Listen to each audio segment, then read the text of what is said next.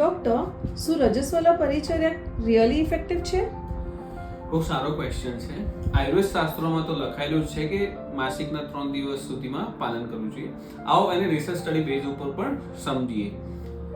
સામાન્ય જે રીતે જોવા મળતા જેમ કે પેટમાં દુખાવો કે જેની અંદર 91% પાર્ટિસિપન્ટને રિલીફ જોવા મળી, બેકએકની અંદર અરાઉન્ડ 90%, મૂડ સ્વિંગ્સ ઇરિટેબિલિટીમાં 92% અને વીકનેસ જેવા લક્ષણની અંદર જે કહેવાય 70% પ્લસ. તો આ એ દેખાડે છે કે અહીંયા સિગ્નિફિકન્ટ રિલીફ આફ્ટર 6 સાયકલ્સ ફોલોઅપમાં જોવા મળી છે. તો આયુર્વેદમાં કહેવાયું છે અને સાથે સ્ટડીઝમાં બી પ્રૂવન છે. અને હા, એ પણ પ્રશ્ન થાય કે શું આને ખરેખર ફોલો કરી શકાય? તો આ દરેક પાર્ટિસિપન્ટમાંથી ઓલમોસ્ટ 86% પાર્ટિસિપન્ટે 6 સાયકલ સુધી આને કમ્પ્લીટ ફોલોઅપ આપ્યું છે. આ વિડીયોના ડિસ્ક્રિપ્શન લિંકની અંદર સ્ટડી પેપર પણ અટેચ કરેલું છે.